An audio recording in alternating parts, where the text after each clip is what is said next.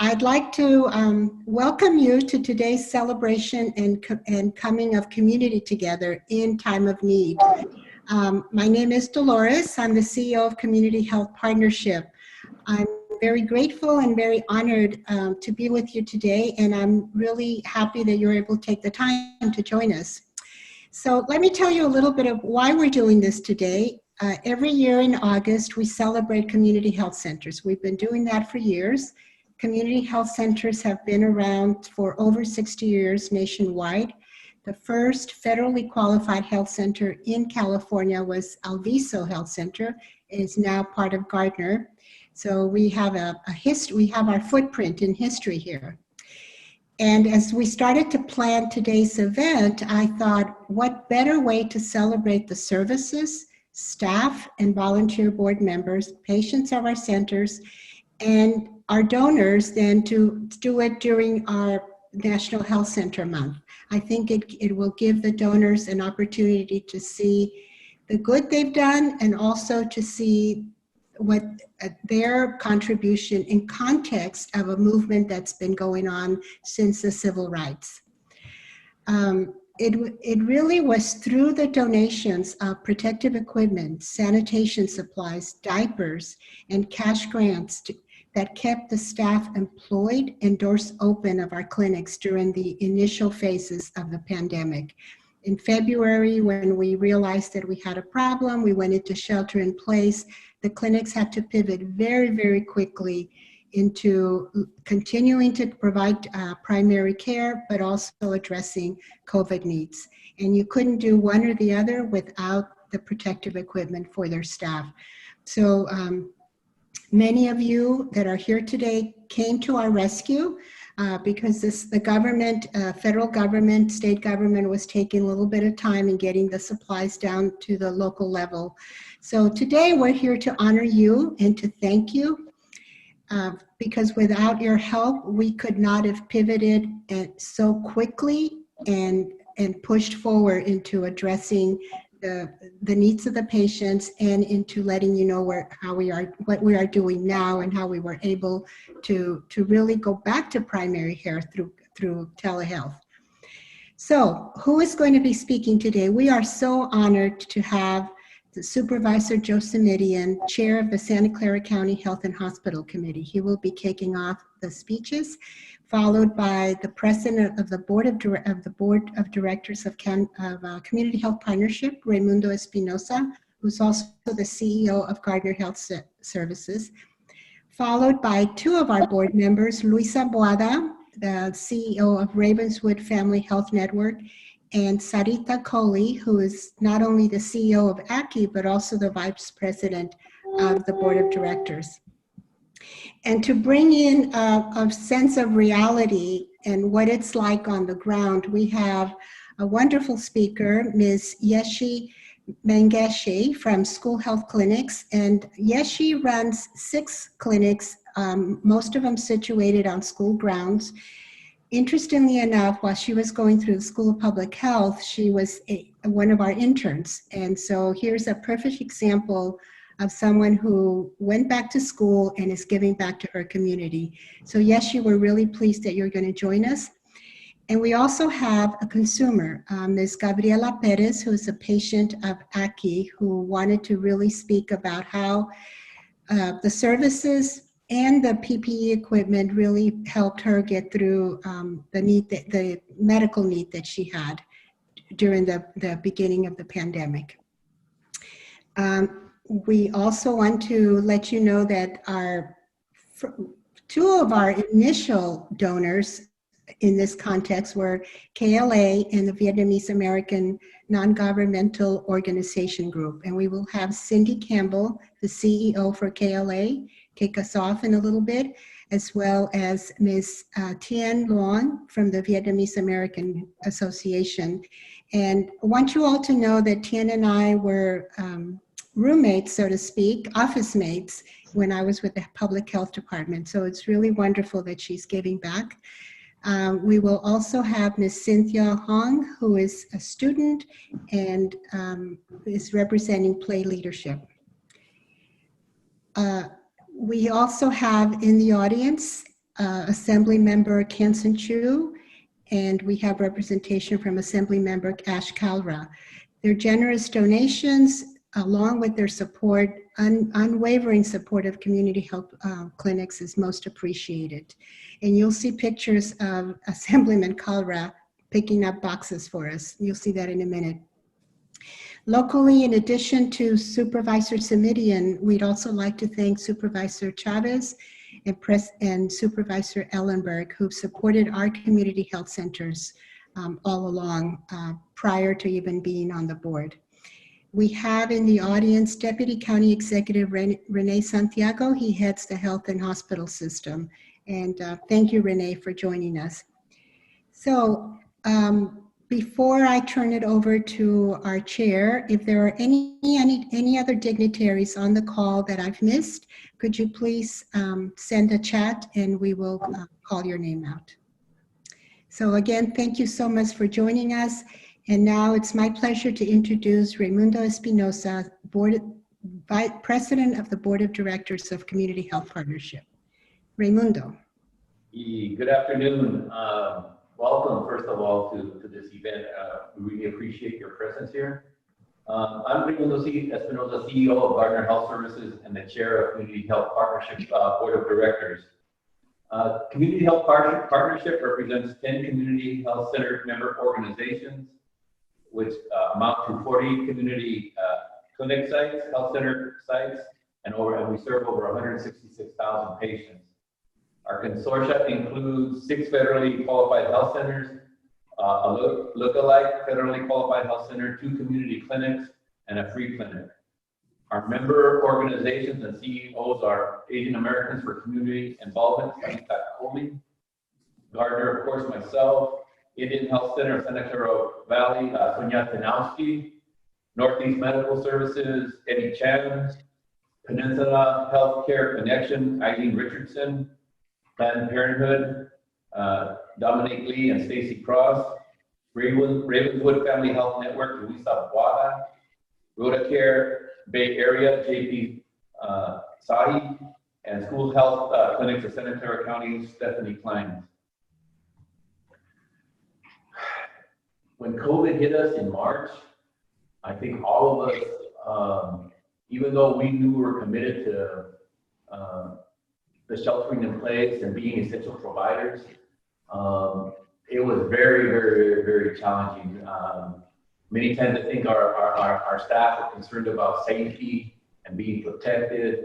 I think our patients were anxious because of the impact and all of shelter in place and the real world issue of having this virus in our communities. And the impact was very, very, very great. And on behalf of my fellow board members, I would like to express our profound gratitude to the dozens of generous donors who contributed masks, shields, gloves, gowns, sanitizers, and countless other supplies, including thousands of diapers. Your donations came at a time when our clinics were scrambling to address the needs of a very vulnerable community. I know we have several speakers representing our community health centers, staff, and patients who will share what your donations have meant to us. However, on behalf of Gardner Health Services, our 7 clinic sites, 520 employees, and 37,000 patients, I want to say thank you. Having your support over the last 6 months has meant so much to my staff and the community we serve. Your gifts have helped us keep our doors open and provide critical services to the community who have been hardest hit by COVID-19. And in reality, I've never seen it so desperate. I've never seen our patients cry out for help more than I have during this pandemic. And all of us, I mean, have stretched ourselves to the point because we know it's necessary, and I think have made an exemplary effort to make things happen and to work together, and I really appreciate all of you.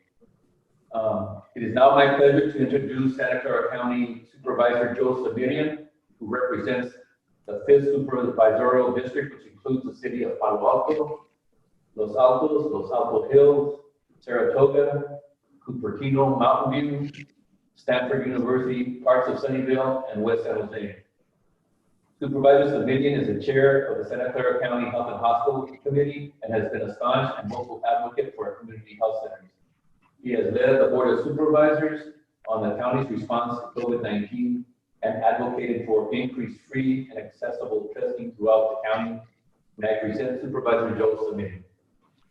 Well, thanks, Raimundo, and I want to begin by teasing my friend Dolores Alvarado. Dolores came on and immediately apologized for being a little bit late, and then found that she was mute as she started to make her presentation. And I just want to tell all of you who are part of the family that when Dolores comes to advocate on behalf of people who need quality health care out in the community, she is never late, and I can assure you she is never mute. She is always loud and clear about the importance of the services you all provide, and has really been a tremendous advocate, but also a tremendous partner. So thank you, Dolores.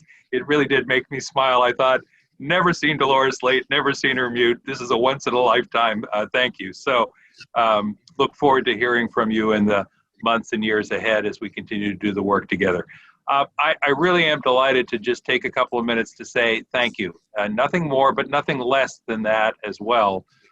In my role as chair of the Health and Hospital Committee, I have firsthand experience with the work CHP and all of the members do on a daily basis. It's particularly important to me and particularly noteworthy to me because in the district I represent, of the 5 supervisorial districts, mine is the only one that does not have a county primary care clinic in it, which means I rely on you all to help the literally thousands, tens of thousands of lower income people in my district get the health care they need.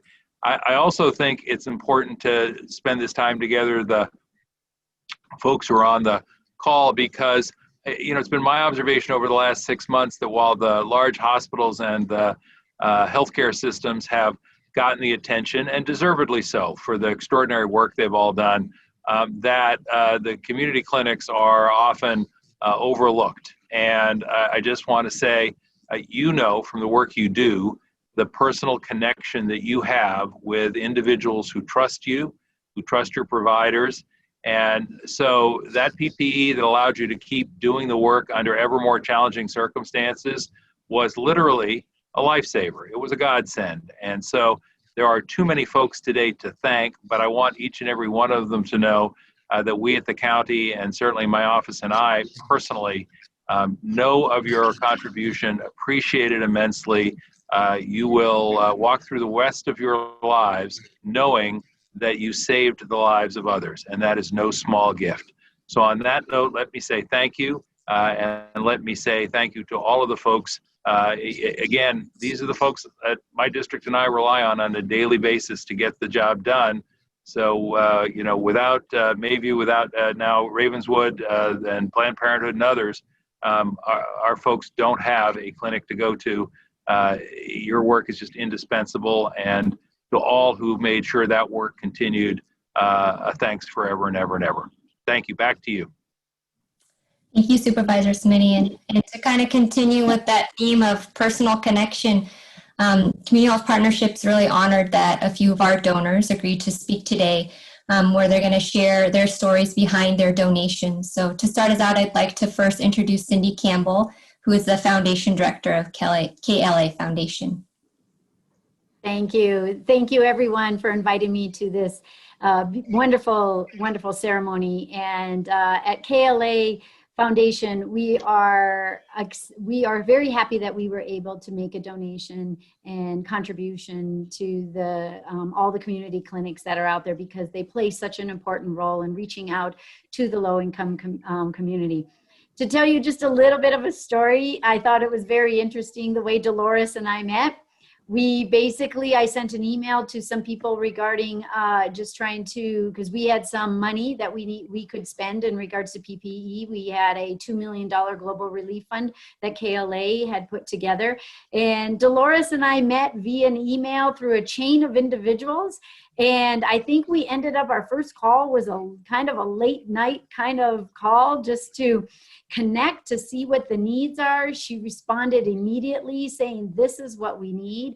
We had our purchasing people at KLA going out, finding PPE, everything from masks to gowns to everything. They were scouring the world for it. And we were very fortunate to be able to land things because our purchasing department is amazing, and they actually had some connections. And so we are very happy to be able to contribute, especially during these crazy times that are happening, and be able to make a difference. And I had such a delight to be able to work with Dolores on all of this, because she was so responsive, creative in her thoughts of exactly what was needed. And I just appreciate everything that you guys are doing in order to serve the communities where it is such a great need, and it's going to continue to be a need. And so thank you for this opportunity to speak here today, but I definitely want to recognize Dolores for all her effort and all the delightful conversations we've had together on the phone. So thank you. Thank you, Cindy.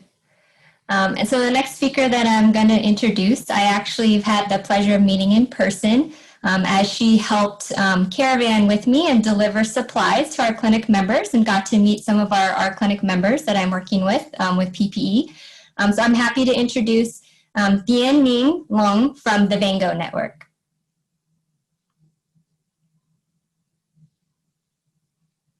You're currently muted, just to let you know. Unmute. Hi, you can call me Nguyen, just make it short.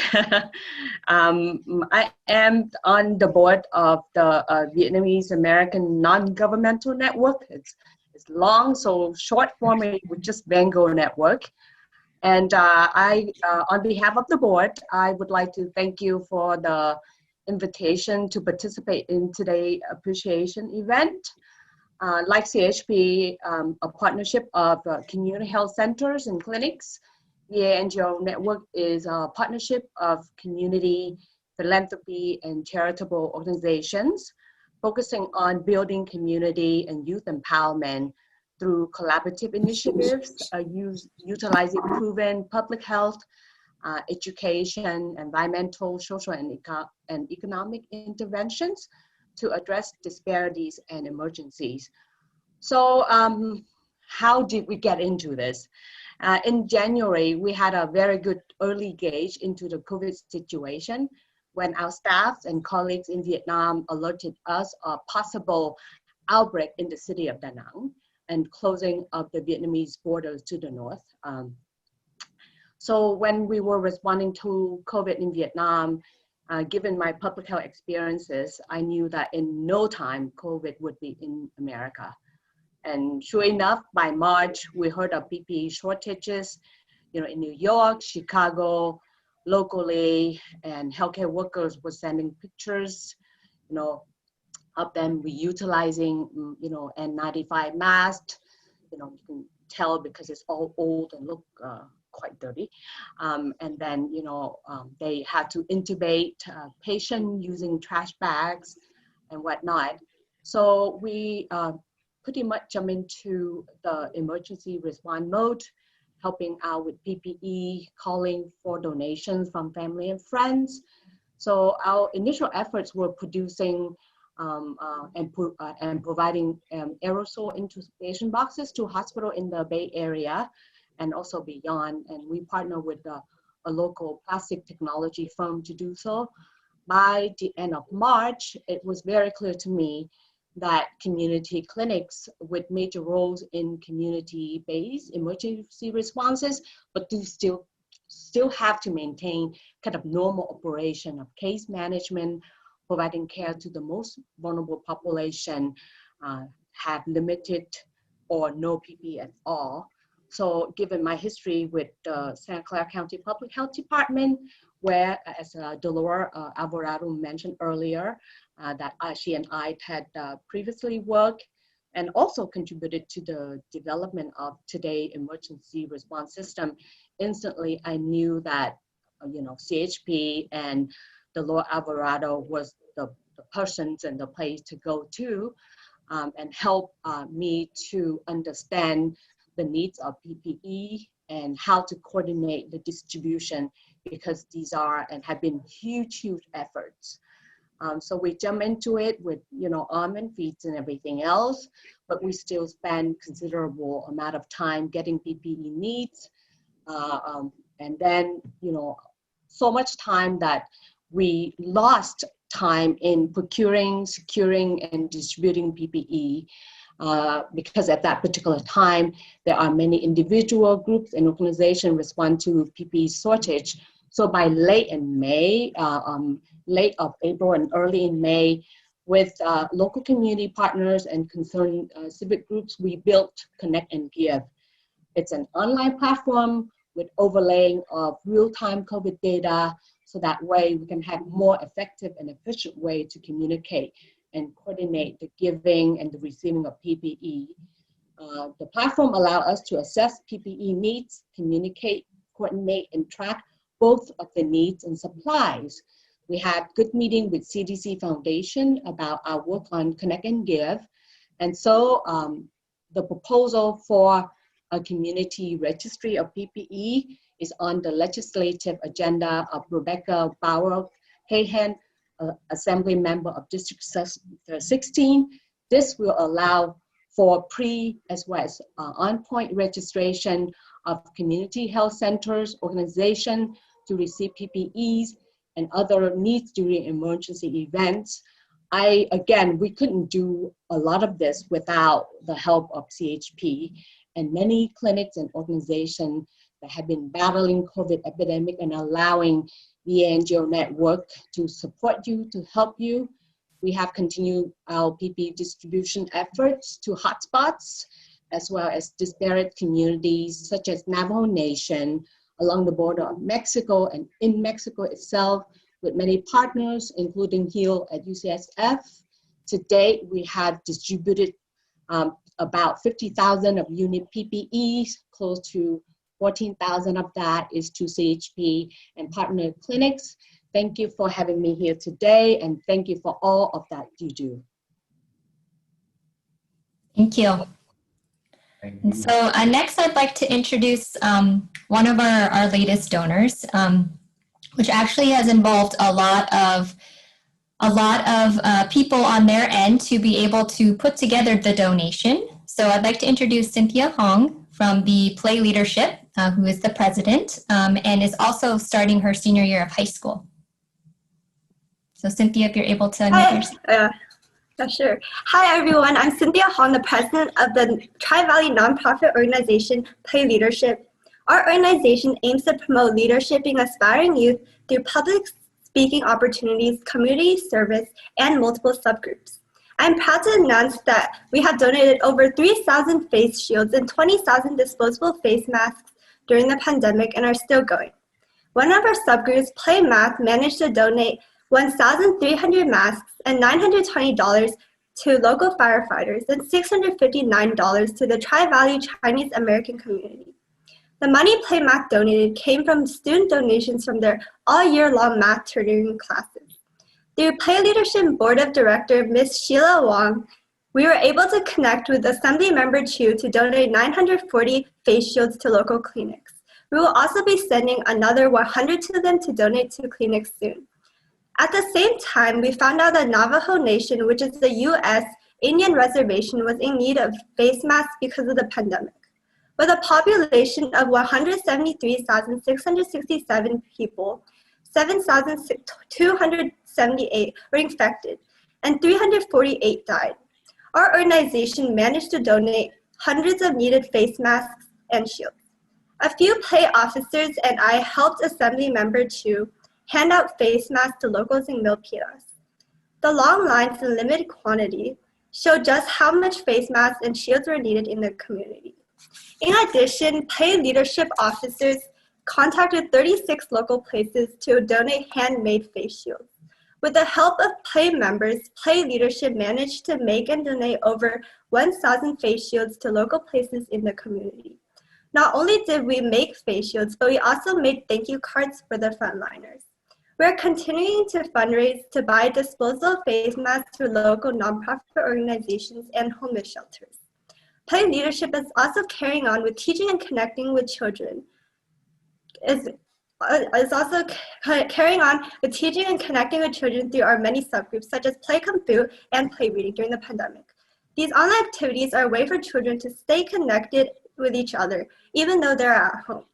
The reason why students in our organization are doing all this is because we understand the pandemic is a global problem.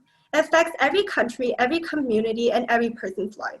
We are not doctors who can directly help patients. We can do whatever we can to help prevent the spread of COVID-19. We are glad that students, no matter what age, are taking the time and energy to make face shields for our community. Our youngest helper is only 7 years old. I'm so happy to see that people are working together to help the community during these past few months. Through group efforts and compassion, I sincerely believe we will get through these hard times. Thank you. Great, thank you, Cynthia. Again, thank you to our donor speakers. I think it's great for you to share a little bit of that personal story behind your donations and for us to be able to see that passion in being able to help our community stay safe. So to share a little bit about what the PPU donations have meant to our clinic members, I would like to invite one of Community Health Partnership's Board of Directors, Luisa Blada, who is the CEO of Ravenswood Family Health Network.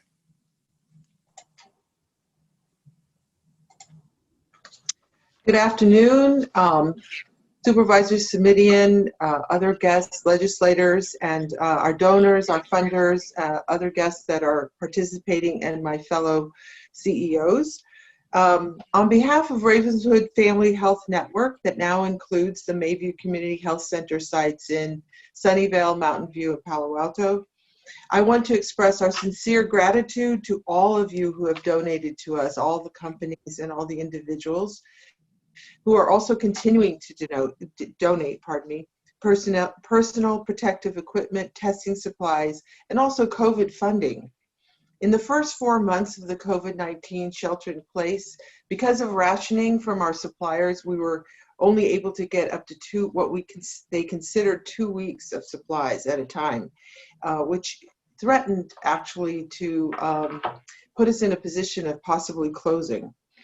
And so 80% of all of the PPE that we ended up using in the first 4 months came from donations.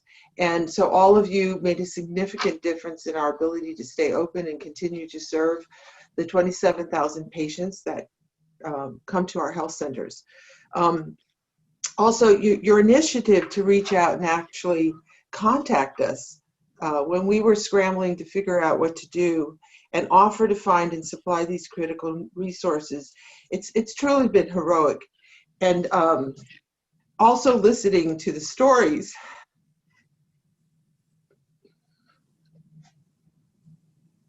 is, I tend to be very passionate and emotional, so I'm sorry. And just hearing from this young person, it's very inspiring, and it's truly a moving testament to the connectedness we have as a community to one another and how we do need to support one another. It was interesting one night, I think it was early April, Pastor Baines, who runs a shelter near us, called me up, and it was a group from Santa Clara County that he's working with, and said, "Do you need masks? I can get 5,000 masks for you." It was like 1 o'clock in the morning, and he woke me up, and he says, "Is that enough?" And you know, it was that kind of thing, people just reaching out and connecting one another. Someone had connected him to someone else, and just great stories of people walking up with boxes of things to our clinics. The donations and supplies, they allowed us to continue operating, and you know, as it's been said already, it's been a lifeline for our staff and the patients we serve. We've been able to provide care in a safe manner for our courageous staff who continue to work on the front lines, especially during the period when no one really knew how COVID would affect us as staff and how dangerous it was, and people were very scared, and they still came to work, and we figured out what we needed to do, and you know, we've learned a lot over this period of time how to preserve supplies. So you know, we count them every day. Everyone is expected to count them. You know, we're preserving masks in Tupperware, and you know, everyone gets a mask for Monday, Tuesday, Wednesday, Thursday, Friday, and they have to keep them for 4 to 5 weeks so that we preserve them. So we're doing everything also on our part to respect these donations and make them last as long as possible. We also welcome the addition of the county EOC PPE supplies now being provided on a consistent basis, because it's allowing us to expand testing to our patients. We have been doing testing, but on a very limited basis up until we were able to get these testing supplies from the county. And today we have performed over 8,000 COVID-19 tests among all our clinics in Santa Clara County. We are continuing to work with the county on testing, and the work that we're doing together, the meetings we're having on a regular basis with the county, I think is going to help forge stronger relationships over time between us, public health, and the county in general, and the people who work in the county. We're sharing information and experiences, and we hope that these relationships will continue to endure beyond the pandemic.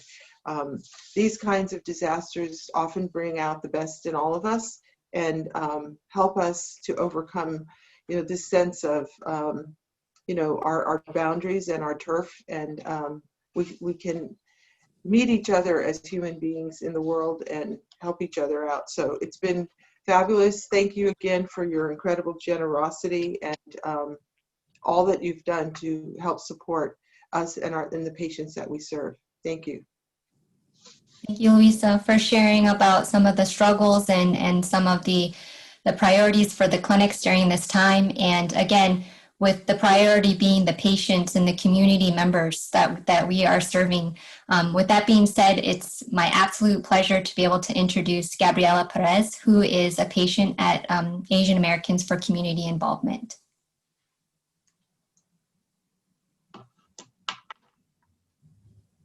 Buenas tardes, mi nombre es Gabriela Pérez y vivo en Santa Clara. He venido en los Estados Unidos por los últimos 20 años, que emigré de Hidalgo, México. Tengo 3 hijos, 7 nietos y un bisnieto. Quiero darles un gran agradecimiento a los donantes de PPE por su generosidad, porque su donativo protegen a nuestra comunidad en este momento de crisis. Good afternoon, everybody. I'm Jeremy Barus with CHP, and I'll be translating for Gabriela. Good afternoon. My name is Gabriela Perez, and I live in Santa Clara. I immigrated to the United States 20 years ago from Hidalgo, Mexico, and have lived here ever since. I have 3 children, 7 grandchildren, and a great-grandchild. I want to give a big thank you to the PPE donors for your generous gifts to protect our community in this time of crisis. Esta pandemia ha sido un periodo desafiante para mi familia y yo. Para mí, mi familia es mi mundo, la salud, seguridad de ellos son todo para mí. Mi esposo y yo estamos en alto riesgo para enfermedades y muchas veces nos estresamos cuando hacemos actividades de la vida diaria por el miedo de ser expuestos al COVID y exponer el resto de mi familia. Nosotros no salimos de casa al menos que sea necesario. This pandemic has been a challenging time for me and my family. To me, my family are my world, and their health and safety are everything. My husband and I are in the high-risk group and often stress about performing normal daily activities out of fear of being exposed to COVID, and in turn, exposing the rest of my family. We don't leave our home unless it is necessary. Mi esposo y yo hemos sido pacientes de AACI por los últimos 10 años. Nosotros usamos sus servicios de atención primaria y estamos bien contentos con el nivel de cuidado que recibimos. Nosotros sufrimos de alta presión. Mi esposo es diabético. El personal médico ha sido muy bueno al ayudarnos a manejar nuestros retos médicos y controlar nuestro alto nivel de azúcar en la sangre. My husband and I have been patients at Aki for the past 10 years. We use their primary care services and are very happy with the level of care that we receive. We both suffer from high blood pressure, and my husband is a diabetic. The medical staff have been great in helping us manage our health challenges and control our blood sugar level.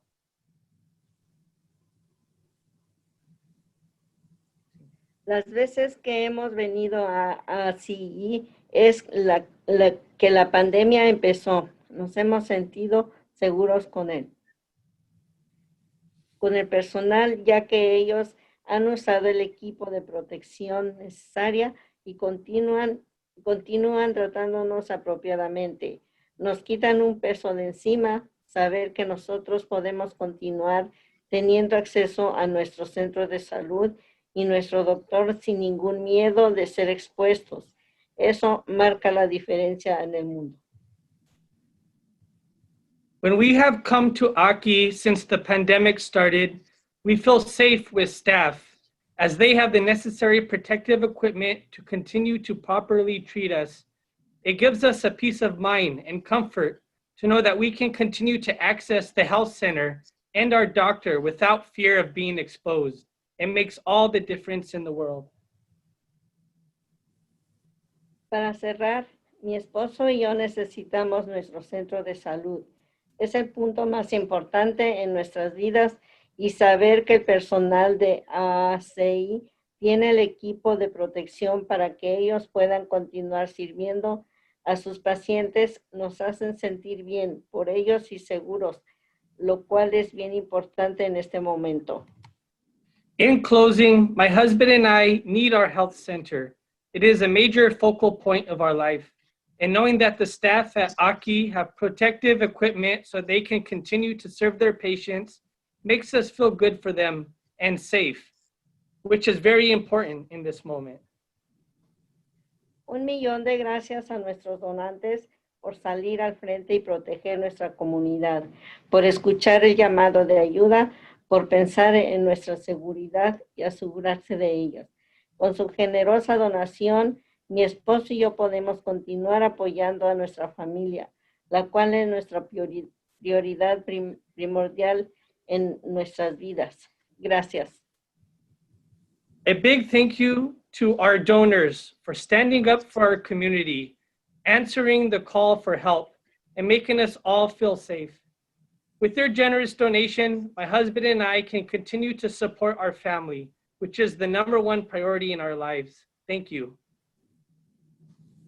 Great, thank you so much. And next I'm going to introduce Yishi Mengesha from School Health Clinics of Santa Clara County. She is the site manager with School Health, and she's going to talk a little bit about PPE and what it's meant to clinic staff. Good afternoon, everyone. Since the shelter-in-place order went in effect in March, PPE supplies have been the limiting factor for our ability to continue providing care to our patients. We serve more than 5,000 low-income children and adults each year. Many are uninsured and have nowhere else to go for medical care. Ensuring that they continue to get the health care they need and deserve remains our #1 priority. Although we have shifted to telephone visits as much as possible, there are many patients who need an office visit for routine or urgent care, including COVID-19 testing. We could not provide these visits without supplies to keep our staff and patients safe. Your donation was critical in helping us do that. On behalf of all the team members and patients at School Health Clinic of Santa Clara County, please accept our sincerest appreciation. We could not do this work without the support of our community and donors like you. Thank you. Thank you for your great words. And then Jeremy, I just wanted to check in if you wanted to introduce our photo montage. Great. Thank you. you. I would now like to introduce a short video created by CHP's Jesse Tarango that celebrates our generous donors and community health centers.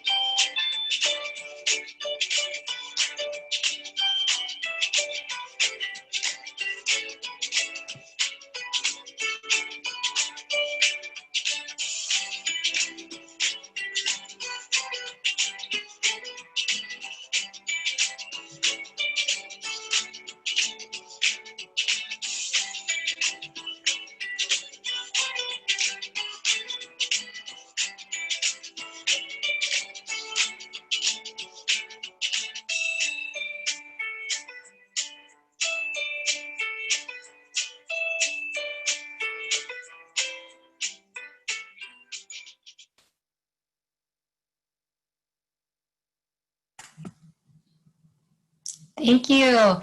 A big thanks to Jesse again for putting together that video, and to all of our clinic members who contributed pictures to extend their thanks to our donors. It's been great, I think, over the last few months to see so much help, and today to be able to hear from our clinics, to be able to hear from the county, as well as patients and clinics and the clinic staff, to really see how this movement and being able to donate PPE has really spread and been able to help so many in our community.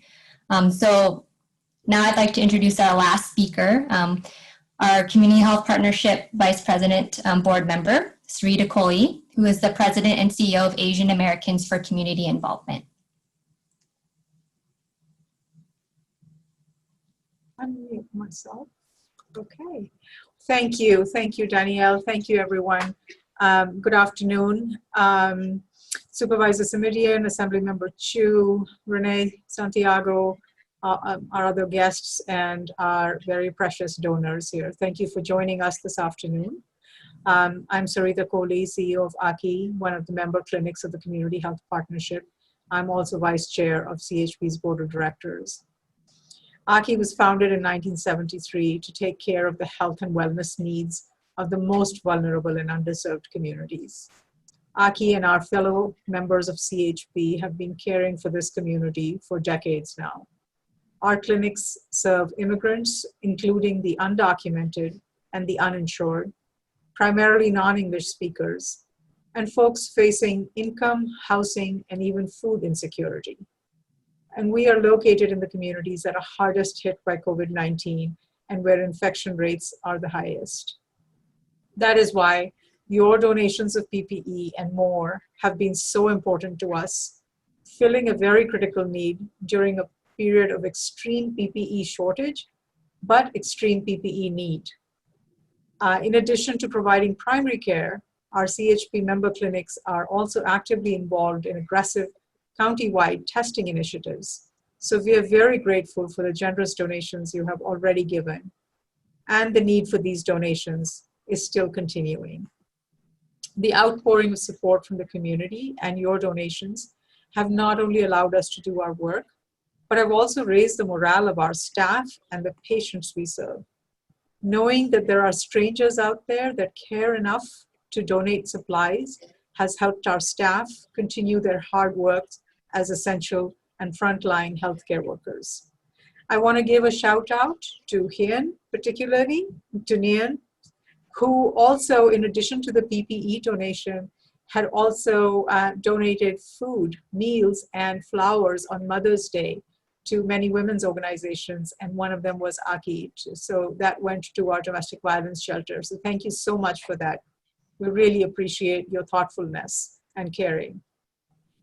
To each of you over here and the members of your organization that have helped to bring these donations to us, we extend our profound gratitude, which has really impacted, actually saved the lives of our patients. So on behalf of CHP and our health centers and staff, and most of all, the patients that we care for, I want to thank you.